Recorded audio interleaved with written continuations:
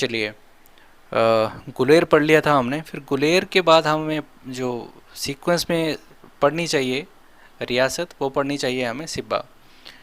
ठीक है, सिब्बा के बारे में ये है कि ये आपकी गुलेर है।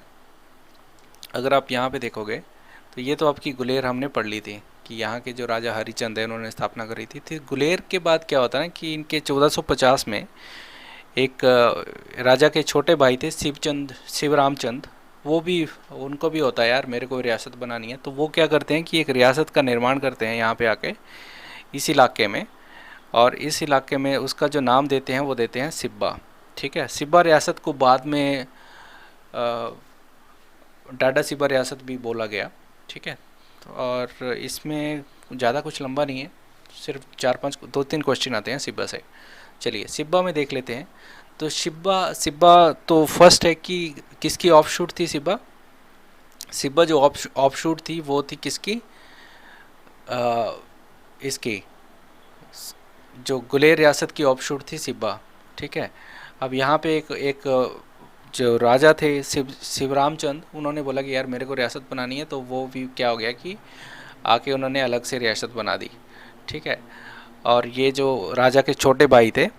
ठीक है, सिब्बा के बारे में दो तीन बातें हैं कि जब 1622 में जहांगीर आया था कांगड़ा में, तो ये पहले सिब्बा आया था, फिर गुलेर गया था, उसके बाद जो वो तो कांगड़ा गए थे। ठीक है, तो एक तो इसमें ये हो गया कि स्थापना किसने करी, 1450 में इसकी स्थापना हुई।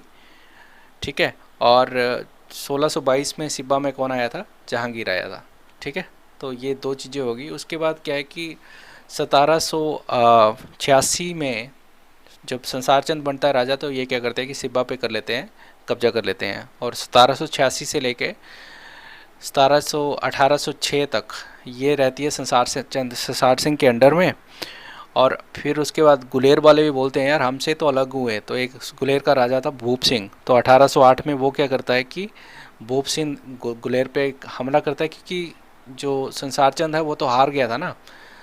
तो भूप सिंह जो है वो गुलेर पे कब्जा कर लेता है। बट 1809 से लेके 1830 तक क्या होता है कि फिर वो रंजीत सिंह का कब्जा हो जाता है सिब्बा रियासत पे, और 1830 तक ये रहती है रंजीत सिंह के अंडर। 1830 में जो इसका जो वजीर था, प्रधानमंत्री था ध्यान सिंह, उसके घर में जो सिब्बा रियासत के कुछ रिश्तेदारी थी, या ऐसा बोल सकते हैं कि आ, आ,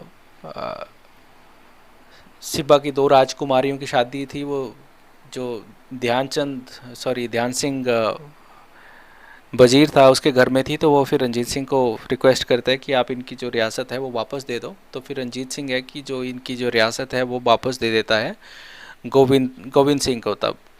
और सिब्बा रियासत के बारे में एक और बात है कि ये जो रियासत है लगभग 19वीं शताब्दी में ये दो भाइयों के बीच में विभाजित भी रही है। दो भाइयों ने इस पर राज्य किया है, ऐसा भी मतलब क्वेश्चन आता है।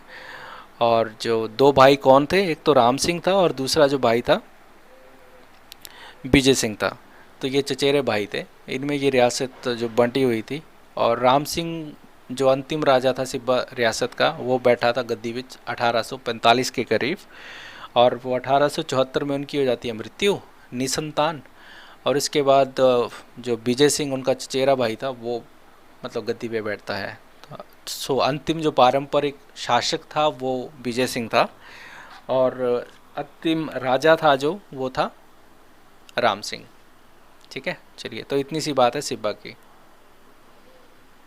तो दो जा रही है इसमें कि एक तो गुलेर की ऑफशूट है, 1622 में यहाँ पे शाहजहाँ आया था, 1786 से 1806 तक ये संसारचंद के कमरे में मतलब कब्जे में रही है। फिर गुलेर के कब्जे में भूपचंद ने इसको मतलब 1808 में भूपचंद ने इस पे कब्जा कर लिया था। ठीक है, तो बस यही है और कुछ खास नहीं है इसमें।